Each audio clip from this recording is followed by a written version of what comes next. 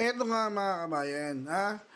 Eto pong isang artistang laos na, ha? Inaamag na po kasi sa bahay po nila. Siguro wala pong kumukuhang TV station dahil bukod sa laos na po ito, pangit pa po yung ugali. Mga kabayan. Kasi mo, may mga matatanda naman pong artista na talagang mababakante lang sa Channel 7, kinukuha agad ng TV5, kinukuha agad ng ABS-CBN. Di ba? Mabakante lang. Kumbaga, talagang full pack sa trabaho. Kasi nga, siguro, una, mabait at madaling katrabaho. Pero meron pong meron pong isang artista dyan na sa ubod na nga ng pangit ng pagmumuka, ubod pa ng pangit ng ugali, mga kabayan.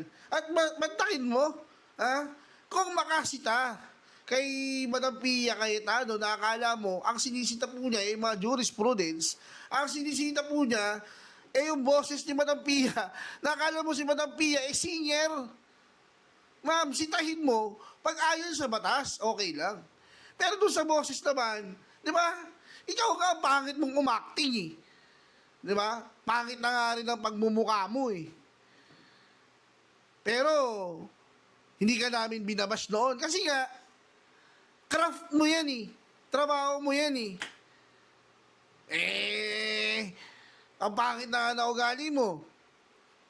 Tapos ganyan ka pa magsalita. Ano na lang naiwan sa'yo?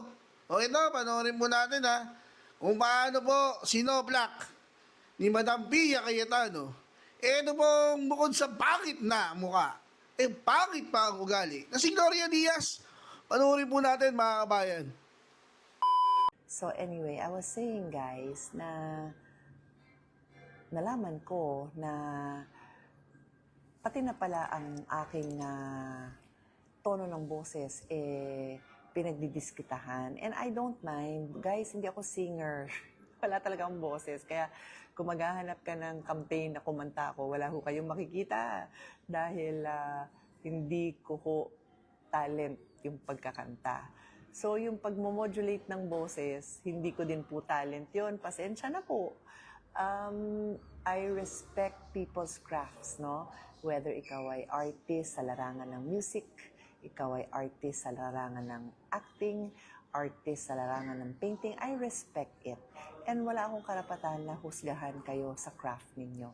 Ako naman, isang abogado. So, sanay ako na ang nature ng work ng lawyer is you know the law, and then you will use that law to protect the rights. Pag private practitioner ka, the rights of your client. In my case, as a senator, I make laws, no? And in this case, meron tayong impeachment, so I am doing my best, to the best of my ability, to be an impartial judge and to share my knowledge as a lawyer. So kung hindi nyo nagugustuhan yung pagpapaliwanag ko, karapatan nyo naman po yun. Pero yung hindi nyo lang type yung boses ko, sorry na, kasi yan na ho talaga yung binigay sa akin ng Diyos. Wala ho akong training sa pagmamodulate ng boses. Kung may training man ako, ang training ko ay nasa pag-aabogado. And then as a hobby at nung ako'y estudyante, ang training ko ay nasa sports. O, ito na, excited na yung guest ko. Sandali. So, ito lang, may nagsasabi daw, arrogant ako. Hindi po ako arrogant. There are times na masungit ako. There are times na impatient ako. Pero yung sabihin mo nyo na nag-share ako ng knowledge ko of the law, hindi po arrogance yun. There was a time na half of the senators were lawyers. So lahat yan, ginagamit nila yung kaalaman nila sa batas. Kasi nga, ano ho ba yung Senate, di ba? We make laws. Basahin niyo po yung Constitution, we make laws. So, kailangan kong gamitin yung pag-aabogado ko. So, there is never any intention on my part na magyabang. Ang goal ko nga po is i-share yung kaalaman ko. Kasi yung natutunan ko sa tatay ko is ipaliwanag mo sa tao ang batas. So, yun po yun. Hindi ko pwedeng i-disregard kung ano yung batas, pero ang job ko is ipaliwanag yung batas. So kung nagkukulang ako doon, by all means, tell me na, Sen, hindi namin maintindihan yung pinagsasabi mo. O di sige, sabihin niyo sa akin, game ako doon, challenge ako doon. I was a new lawyer when my dad invited me to be part of his show, yung Kompanyero y Kompanyera. And nangangapa ako magpaliwanag. Kasi syempre, daddy ko, sanay na ako bago pa. So, up to now, very willing ho ako. If you notice nga, pag nag-intervene ako, sinasabi ko pa kay kay presiding officer, sabi ko, okay ba yung tanong ko? Call me out. Sinasabi ko kung ano yung rules na sinasabi kong, dapat hindi tayo ganito, dapat, ano ba yung mga sinabi ko doon? Sabi, kung ano yung sinasabi ko na dapat sundin, sabi ko, pati ako, call me out. So, wag niyo kong iisipin na arrogance yun. And if sa tono naman ng boses ko, pasensya na po. Kasi nga, hindi naman ho ako trained na mag-modulate ng boses. Pero hindi ho ako nagyayabang in any way. Last point ko, bago ko tawagin yung bisita ko, kasi ito, excited na siya. Kung ano na nga nabasa sa kakantay sa akin, daldal ko daw. Pero mas madaldal siya, hulaan nyo na kung sino. Ang point ko lang is, hindi pala type yung boses ko, tas sabi, pakulong daw ako dahil hindi type yung boses ko. Ba't nagkaganito na yung mundo natin, di ba? Very clear naman sa batas natin kung ano yung mga kasalanan na dapat may kulong. Pero yung hindi type yung boses, sige, hindi yung ba type yung mukha ko. By the way, guys, kaya ako naka-shades, baka sabihin niyo ang taray ko. Graded po to. Nagkataon na ito yung dala-dala ko. So, yun. Kaya, kasi pag hindi ko sinuot yan, hindi ko na mababasa yung mga names ninyo. But pag nakasalamin ako, I can read. Sabi ni Tess, we support you. Thank you so much, Tess. Tapos sabi ni Justine, kamusta po? And I'm fine, Justine, kamusta ka rin? So I won't be able to read kung wala ang aking salamin. So yan, graded po kasi yan. Eto na, yung bisita kong sobrang excited na mag-join sa atin. Eto na, hulaan nyo. I wanna know kung may hula kayo, kung sino yon. Hulaan nyo. Minsan lang kami magsama in our FB Live. Hi guys, special edition to, especially sa mga walang tulugan because it's 11 o'clock. And dun sa ating mga OFWs na nasa ibang time zone, this is for you, Al. Say hello. So God bless all of you. I'm listening to Ate Pia. Sarap ng interaction nyo at saka namimiss ko yung kwentuhan lang. Oh, di ba? Parang exactly. in a room lang like this kasi nga simula May 11 parang panay political issues. But sobrang thankful sobrang thankful ako na nanonood kayo, nakikinig kayo, nagsusupport, you're praying for us when we bump into each other. Pareho kami ng experience ni ate. Dati, hi, hello, pwedeng picture. But ngayon, yung may conversation. So it really shows us that you care, what we're doing, it matters, di ba? And then yung insight, kasi kahit anong sabihin mong, ang politiko, kahit anong sabihin makamasa di ba? Iba yung daily experience ng ating mga kababayan Of course. Diba? One quick example, kasi sinasabi mo abogado ka. Yung sinabi ng isang pulis sa amin, Sir, nanonood kami, ilan mga kasama nyo, paulit-ulit na hindi dapat technical. Sabi ng pulis, sir, yan. pag nanghuli kami, unang-una, nasa Pulis, kalye parate, kahit hindi sila naka-uniforme, they're still on duty technically because they have to respond to any crime. And then, pag nasa korte daw, it takes weeks, it takes months. Tapos isang technicality, mapapawalang sala yon. Tapon ang kaso. Tapos kung gusto nila silang gantihan o pamilya nila o kasuhan, nandun. Tapos sabi na, tapos sir, manunood kami. Vice President yung pinag-uusapan, tapos mga senador kayo, tapos sasabihin nyo, wag naman yung technicality. So, those kind of insights, hindi ko maiisip on my own Diba? Kasi nga, hindi naman ako nasa korte parate na sa mga crimes na whether pickpocketing, whether nagkaroon ng suntukan, or whether yun nga, yung sa drugs, lalo na yung sa technicality sa paghuhuli, whether yun ay using, pushing, illegal possession or pushing. No? So, we really appreciate your time, your effort, your watching, your prayers. Thank you. And yun nga, yung sabi ko Al kanina bago ka nag-join, na wala namang intensyong gawing technical na pahirapan. Yung bilin nga ni Daddy talaga is, yung kanyang practice mismo is ipaliwanag ang batas, di ba? Yun ang job namin as a lawyer. May isang tabi. May isang nag-comment na parang, bakit ginawang suppletory yung rules of court sa evidence? Actually, yung first impeachment na nandun ako, which is yung sa Corona impeachment, I felt the same way. Sabi ko, ba't nasa rules yon? And I think it was Senate President JPE who said, sa parang isang caucus natin, anong gagamitin natin kung hindi yon? Yun nga. So, parang you sa have to akin have naman- some kind of rules. Pero sa akin naman, parang, hindi, kaya nga impeachment, it's quasi political. So, meaning, parang hearing sa Blue Ribbon or hearing sa Justice Committee. Pero hindi We all agreed that it's such an important, kaya nga trial siya, hindi siya hearing lang 'Di ba? Hindi siya town hall, hindi siya parang, sino mas popular? Palakpakan natin to, or see who made the better points. It's also not a debate, 'di ba? It's really a trial. So, it takes time, it takes effort, but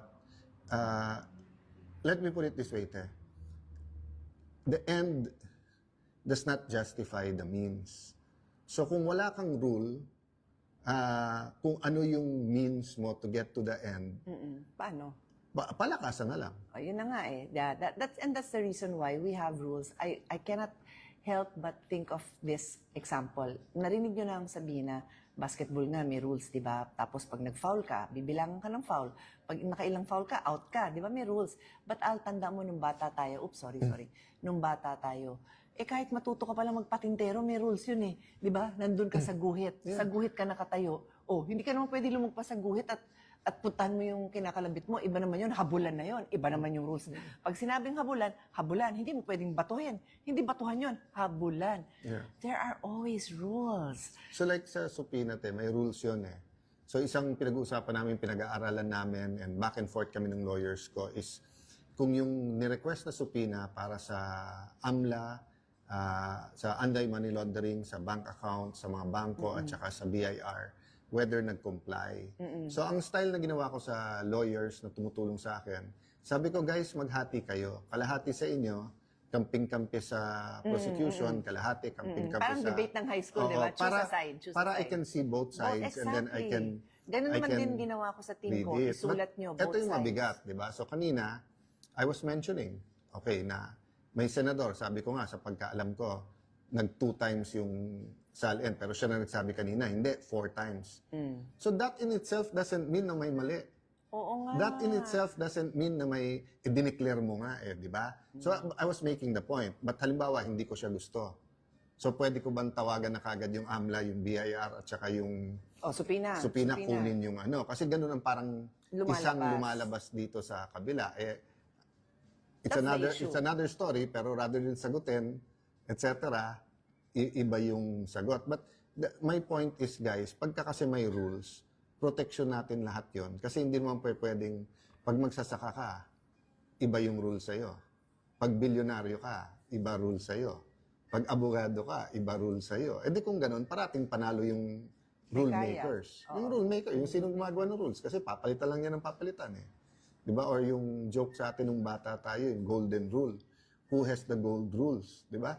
Kasi yung tunay na golden rules, do not do unto others, yung ayaw mong gawin sa iyo. Tapos sabi naman nung iba, Hindi, pag binabastos golden rule. yun, the gold, who has the gold rules? Yun ang masakit.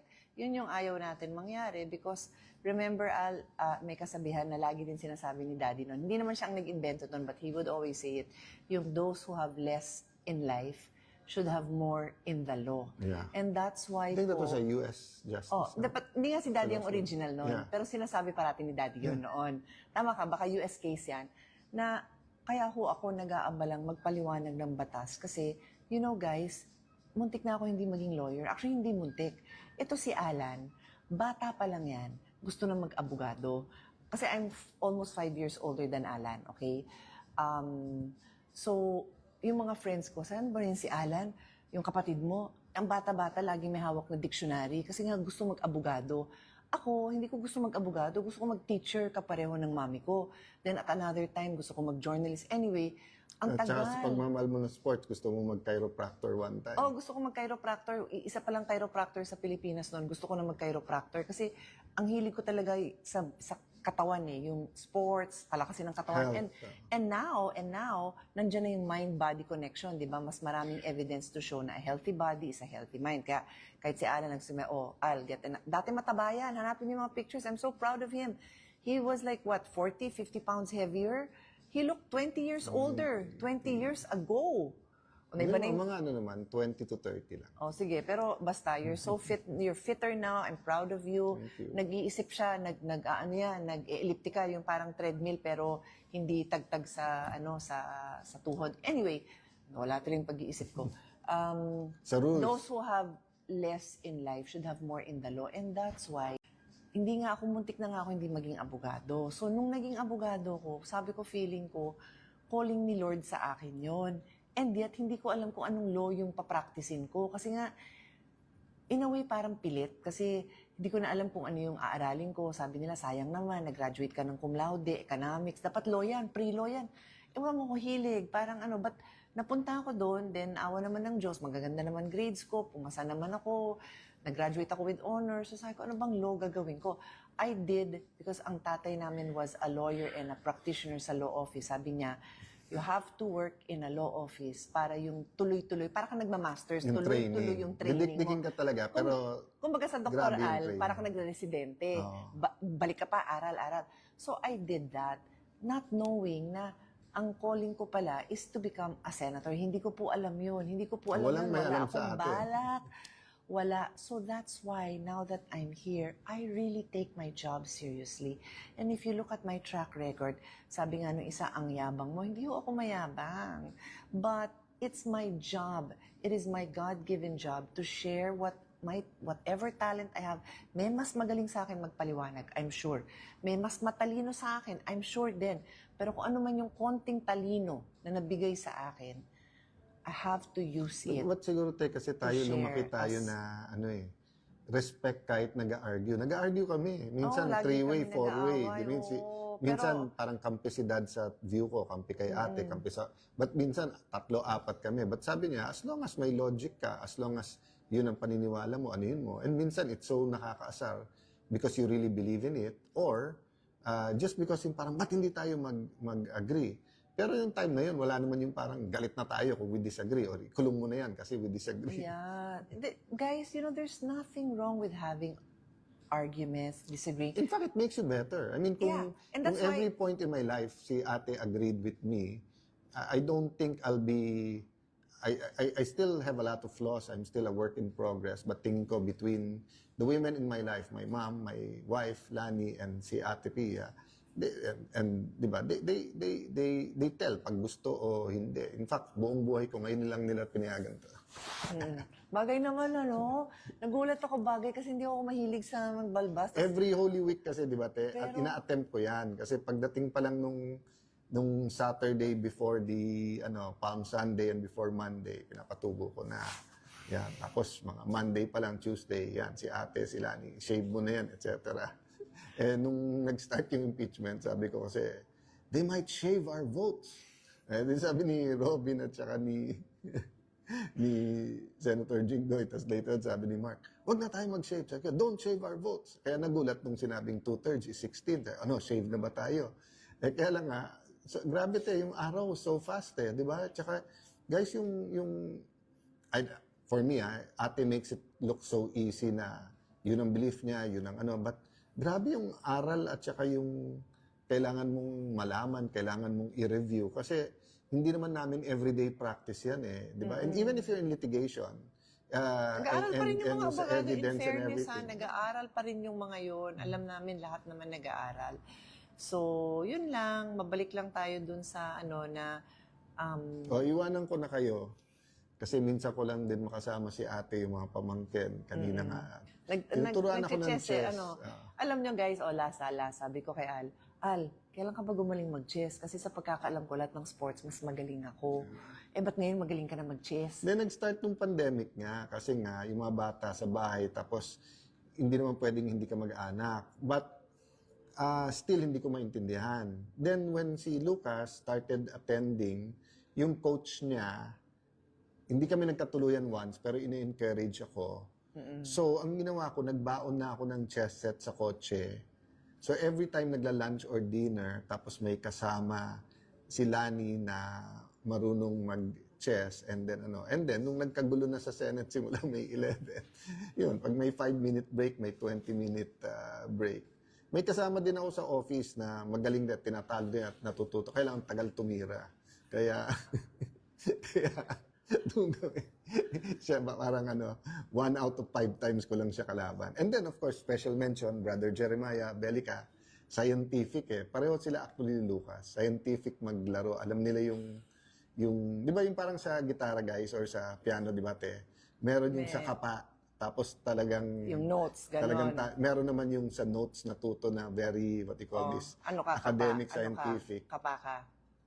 Hindi I won't even say na magaling pa So but ibig Hindi sabihin pa. yung isa sa chess pala, yung when they really know ano yung opening, everyone has to know the principles, but when you know the scientific, eto yung ganitong opening, Yun, eto hindi yung ko alam yung pangontra dyan. scientific. Ako malunong lang ako, yung steps. Kumbaga ako talaga baby sa chess. Steps lang alam ko. But yung iba kasing mga laro, yung level of skill, basta lalo yung sa katawan mo, di ba? Nasa kondisyon ng katawan mo, ng mind and everything, but more or less yung moves defined Sa chess, kahit computer ang kalaban mo, there's millions of ways of the ending nun So, it's quite interesting. So, right now, parang nare-relax mind ko. Good. Pero yun nga, so yung maganda naman dun sa matagal tumira, mahaba din kwentuhan nyo. Di ba? Kasi nga, in between, gano'n. Basta bonding, happy ako. Kasi bonding nila nga ng anak ko So, inisip ko nga, ako, dapat ba ako matuto? Kasi the last time I played with them, gulpi talaga ako. Gulping-gulpe. Okay lang guys, hindi ako takot matalo, walang problema. Pero parang naawa ko sa kanya na wala naman challenge sa kanya. No, but nung nag-start na ka kasi makipaglaro sa mag-paddle, tapos nung nauso din yung pickleball, yung naka-attract sa akin doon, kasi nga nag-start yung, ako nagkaroon ng yung, meron na yan 15 years ago, pero nakukuha, shout out kay Noy, nakukuha nung naghihilot doon sa ko. Okay Tapos naman. ngayon kay Ate Tina din. Ang problema, bumalik, tapos nung nag-basketball ako after the pandemic, halos hindi ako makalakad. But dun sa paddle at badminton, okay. Oh. Having said that, so parang in my heart, parang searching for sports na kahit matanda ka na, Dapat talaga. pwede, di ba? So Oo. like swimming, wala namang age yan, di ba? Tama. Golf, maano kasi sa oras so hindi Tsaka talaga yung ako golf, matuto. maraming hindi, like yung brother namin, junior champion yun, si Ren. Pero ako, every time na tinitake up ko, sumasakit yung likod ko So medyo hindi ko hiyang si... But yung sabihin, kasi like, alam mo, even tennis, di ba? May age talaga